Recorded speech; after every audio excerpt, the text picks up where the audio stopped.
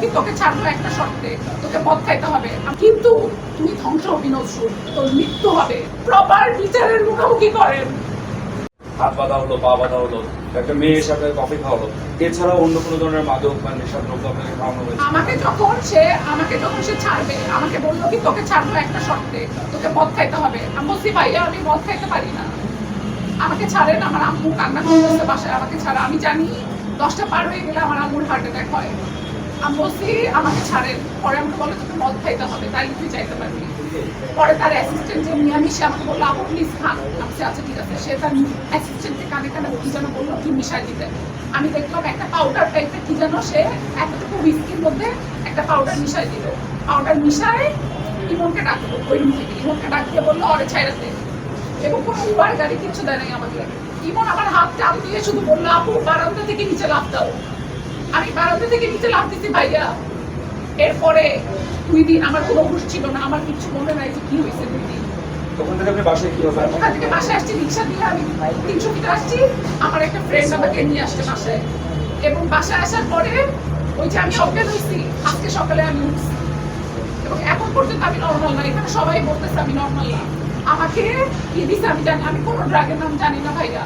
আমি কোনোদিনও হুইস্কি খাই নাই, আমাকে হুইস্কির মধ্যে সাদা একটা পাউডার মিশাই দিছে, দিয়ে ছেড়ে দিছে যাতে আমি সব ভুলে যাই। কিন্তু ভাই আল্লাহ আছে করে, আমি একটা কথা বলবো, আমি শুধু একটা কথা বলবো, হাসবুল আল্লাহ ওয়া নি'মাল ওয়াকিল। যার জন্য কেউ থাকে না, তার জন্য আল্লাহ থাকে। তুই নজরুল ধ্বংস হবি আমার সামনে, তুই আমাকে ছবি কি, তুই আমার সামনে ধ্বংস হবি, তোর মৃত্যু হবে। আমি যদি তোর সাথে খারাপ করে থাকতাম তাহলে আমার বিচার হইতো, কিন্তু তুই ধ্বংস হবি নজরুল, কারণ আমি তোকে চিনি না। যে বাটাকে একে ধর তুই, আমি না। আমি আপনাদের সাথে আর কোনো কথা বলবো না। আপনারা সবাই আমার ভাই। এখন রাত 1টা বাজে, আমার একটা ফোন কলে আপনারা সবাই এখানে আসছেন। আমি সারা জীবনের জন্য আপনাদের কাছে কৃতজ্ঞ। আপনারা আমার সিনেমার সময় আমাকে ভালোবাসা দিচ্ছেন। আমি ছোট্ট একটা শহর থেকে আসা একটা মেয়ে, খুব মধ্যবিত্ত ফ্যামিলি থেকে আসা একটা মেয়ে।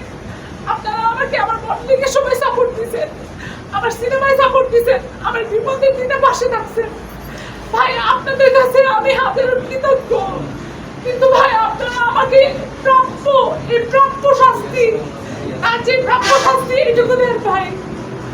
আপনাদের কাছে আমার কিচ্ছু চাওয়ার নাই ভাই, কিচ্ছু চাই না।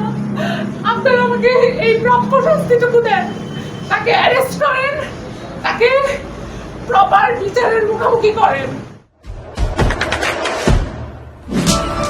দেশে দেশে সবার সাথে দ্য নিউজ।